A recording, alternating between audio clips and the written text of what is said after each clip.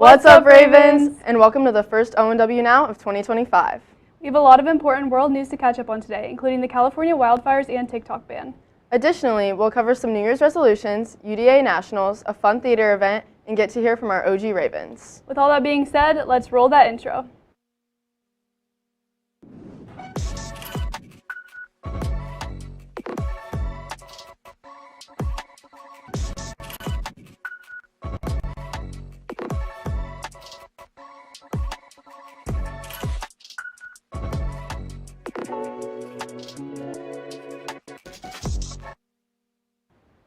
Due to powerful winds and dry conditions, a series of intense wildfires erupted the second week of January and roared across the Los Angeles area. The largest fire, the Pacific Palisades, grew to about 28,000 acres and has been recently reported to be 65% contained after destroying over 7,000 structures. Our hearts go out to the citizens of California during these extreme conditions. This week is the annual One Act Festival. The theater department has been working hard to prepare their multiple short plays. Garrett Foster has more information. This week is the annual One Act Festival. We got an inside look at why the One Acts are different than other shows here at Northwest. The One Act Festival is a series of 6 plays that have been written, directed, and acted by students. The rehearsal process has been just all of us showing up and then splitting into our groups, and then we work for a few hours. What makes this show different than other shows is that unlike other shows, the actors have months to prepare. The actors are only given around 2 weeks before performing in front of an audience. Some of the feedback that I provide is making sure that their voices are sounding how I want them to, making sure that they're positioning themselves where I want them to, and making sure that what I've told them actually is what I want them to do. After the scripts are written by the writers, the script must be one of the 6 selected scripts by Mr. Haig. Then students interested in directing choose a script to direct.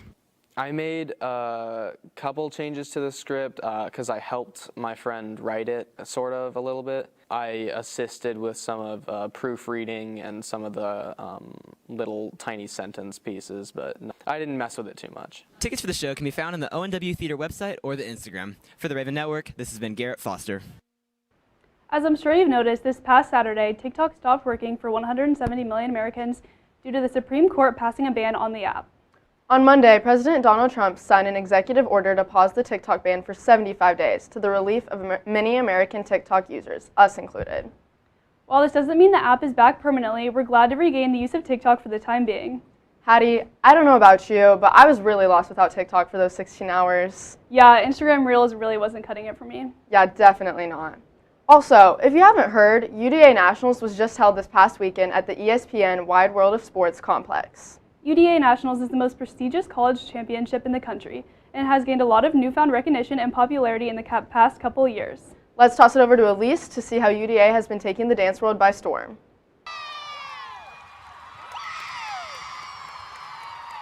UDA Nationals is an event that was put on this past weekend and has gained a lot of popularity over the past several years. Our very own Meredith Samuelson went to witness this. UDA Nationals is a competition in Orlando, Florida, where colleges from all around the world go to compete their dances. UDA Nationals is a big deal in college since there's no regional competitions. Teams only prepare for this one weekend all year long. I feel like it's literally packed. It's like a huge arena, and me and my friend shared a chair the entire time. As popularity has grown through social media, even people who aren't dancers are tuning in on the live stream and on platforms like TikTok. I know a lot of teams usually people only do 2 categories. So they learn their dances either in the summer or early fall, and they practice them every day. I know a lot of teams have 2-a-days. I know a team that has 3-a-days. Although there's fierce competition, there's 2 teams in particular that always seem to take home the first and second placements. Let's hear about the teams that no other team can beat. Ohio and Minnesota, I know they used to they worked their way up, but they have been first and second place back and forth and back and forth. In the previous years, Ohio's won Jazz and Minnesota's won Palm, but before there's been years where Minnesota swept and Ohio swept, and they just keep getting really good classes of dancers. This event is what every young dancer dreams of competing at. For the Raven Network, this has been Elise Cates. Wow, the UDA dance teams really showed up and showed out. Yeah, I'll definitely be looking forward to watching it again next year. On that note, let's send it over to game day after a quick commercial break to hear about some ONW sports.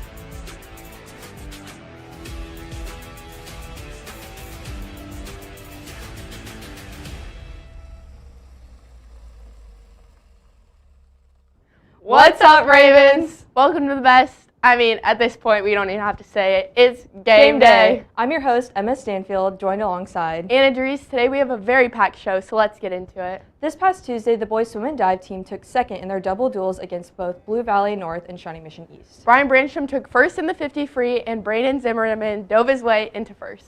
Last Thursday, the boys swim and dive team took first in their senior night meet against Blue Valley Southwest, Olathe West, and multiple other schools. Brian Branstrom placed first in the 50 free. Brandon Zimmerman and Jack Rossford flipped into first and second place. Spencer Lean placed first in the 100 free. Eric Spencer placed first in the 100 backstroke. Congrats to all of the seniors. The Ravens' next dip into the pool is next Saturday at the Shawnee Mission Invitational. Along with the amazing swim results, diver Brayden Zimmerman has overachieved in the early season. Peyton Laughlin has more on this information.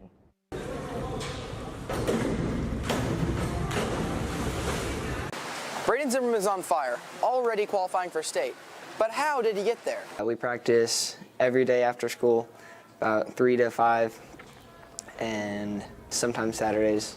To be a good diver means to be a great teammate as well.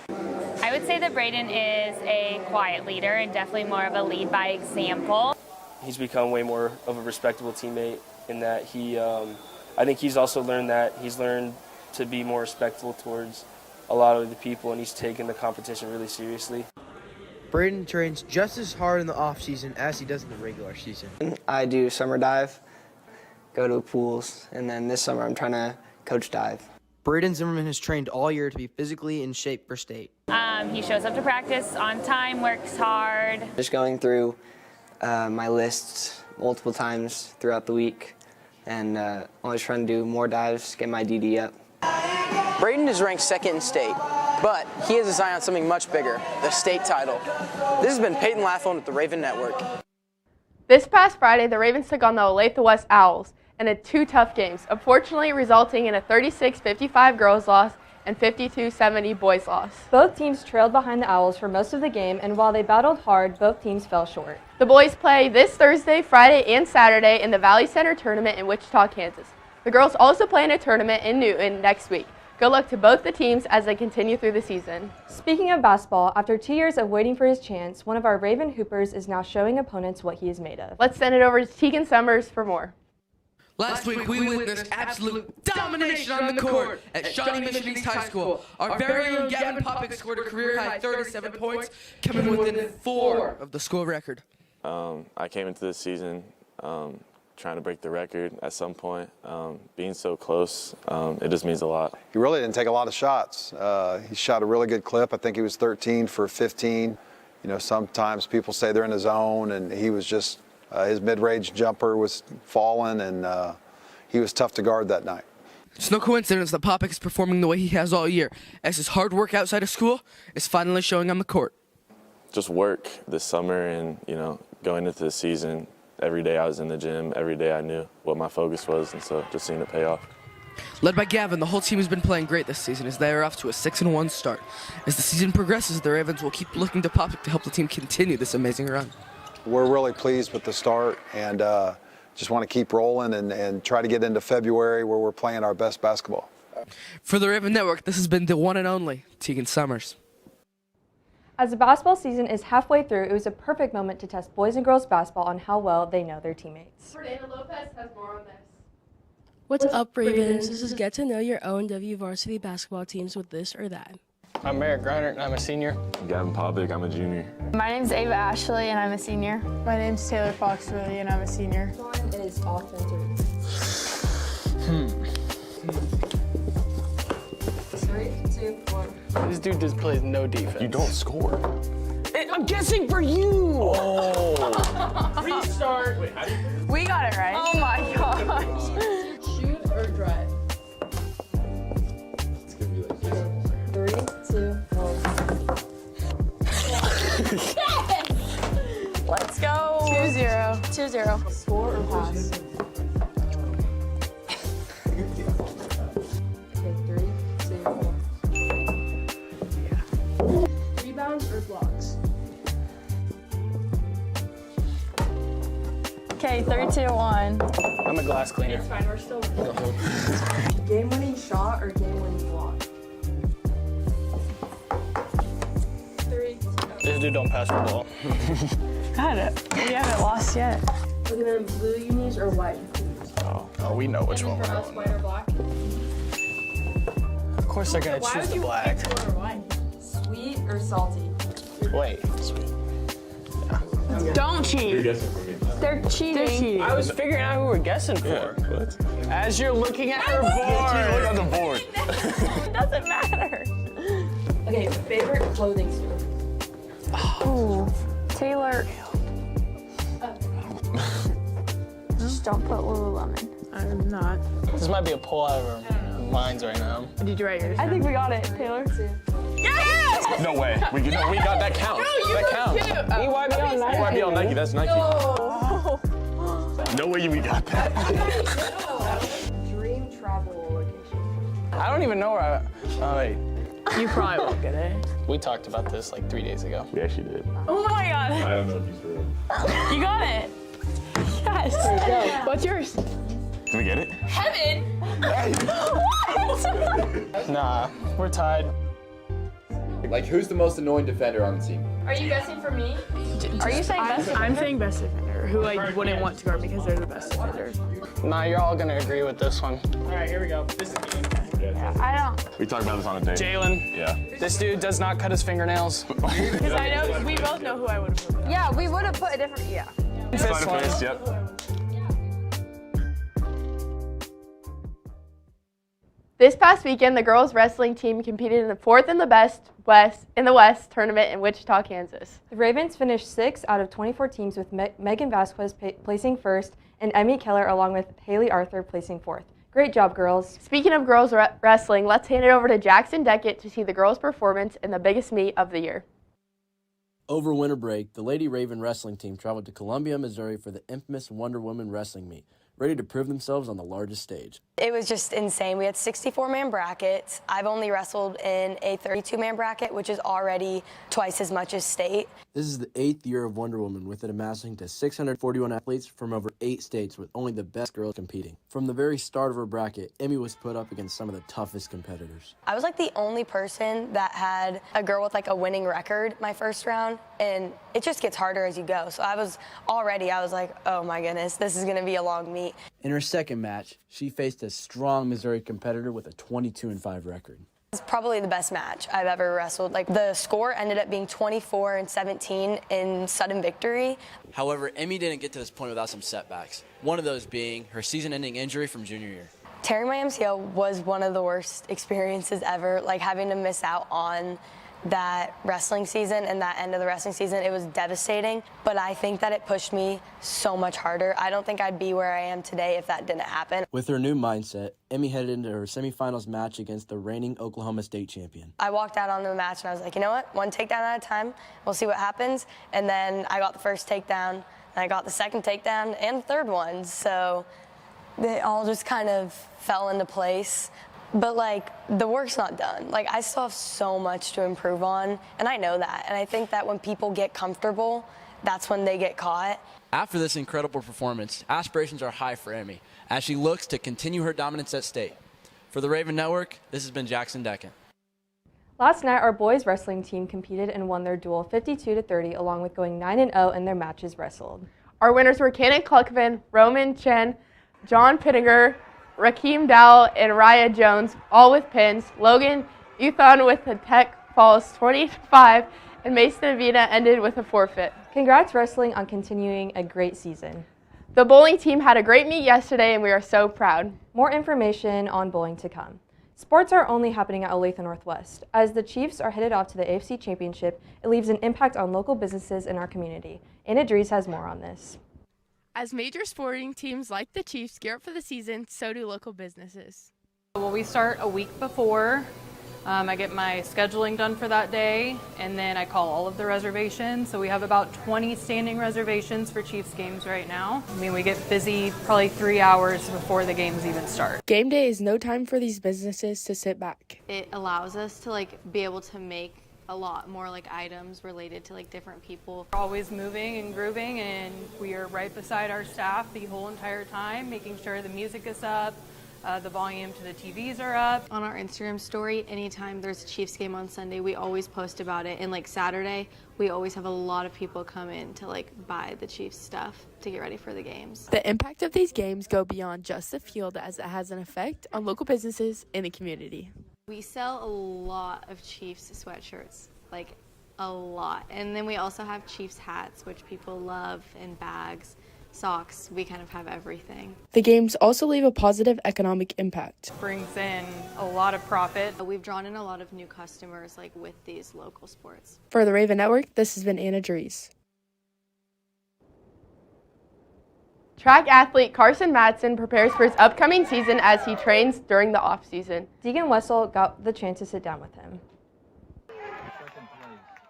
This off season looked a little different than last year's because I was in the weight room a lot more. So 6 days in the weight room mostly, and compared to like my 2 or 3 days last year. So also running 2 or 3 days a week more in the winter, which is also a huge change because I didn't run last year. So that was a big deal to me. I feel the best I ever have. It can be important to find motivation in such a physically and mentally demanding sport.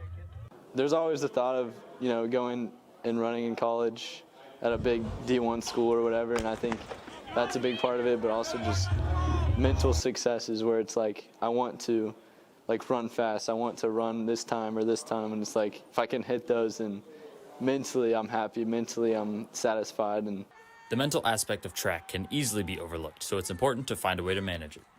Just getting through every meet, getting through every week, coming back, bouncing back. If you had a bad meet last week, you got to have a good one the next week, so it's just mentally preparing yourself for each week. Our track team is preparing for a successful season. Hopefully this weather, though, can warm up a little bit. This has been a very cold Deegan Wessel with the Raven Network. Well, Ravens, thanks for sticking around with us today. Good luck to all winter sports teams as they continue to succeed throughout their seasons. That's all we have for you today. Let's fly back to the desk. It's 2025, so that means many of us are making goals for this new year. One of my New Year's resolutions is to have more integrity. Reese Cooper recently took a trip to Lenexa Rec to see how people in the area are carrying out their New Year's resolutions. Let's take it to her for more. With the new year starting up, the gym has gotten really busy with people trying to stay fit and healthy to fulfill their resolutions. My gym resolution is to bench 315 and squat 405. My resolution is to be healthy. My resolution is just stay consistent, go 5 times a week. Over the past couple of weeks, people's workouts have really changed and the amount of time they do them for has increased. People have been here longer than they usually have. So usually they would be here for an hour, but now I've seen people stay for 2 hours, 2.5 hours. As well as building muscle, the gym is also a place where people find themselves building long-lasting relationships. The people are really nice, they're super laid back. It's not really hard work, but you get a lot of new relationships with people.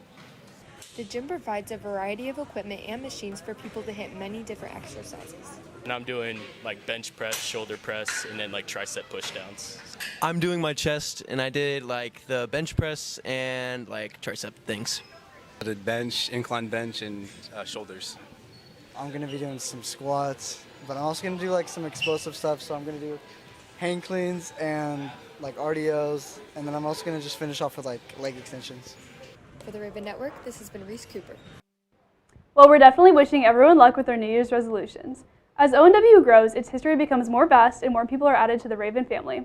Let's toss it over to Jada Lee to find out more about our school's growing community. In Olathe Northwest 21 years, many students and teachers have quite a history since the establishment of the high school, with many being considered original Ravens. I wanted to be back in the Olathe district and just give back to the community that helped raise me, if you will. And Northwest is that place where the staff stay. During her time at ONW, Miss Hunt was involved in several activities including softball, band, senior committee, Girl Scouts, and theater with a familiar face, Mrs. O'Boyle. It's a good environment. Everybody's kind, compassionate. We've got that Raven family. And so coming back to that was key. Since her time in teaching, Miss Hunt is still involved despite her new role at ONW. She runs the Future Educators Club and was the former sponsor for Senior Committee. So now that I'm walking the halls as the teacher, I will always know that this is home and this is the place to be. Several teachers that have been here since the establishment are Mr. Branstrom, Miss Ossipik, Mr. Barnes, and Mr. Holtis. To see how we've grown and And where we're at today at Olathe Northwest, it's a unique perspective and one that I feel privileged to be part of. Mr. Holtis was here for the first 3 years and then later had to leave for 4 years and then was fortunate to come back to the school and has been here since then.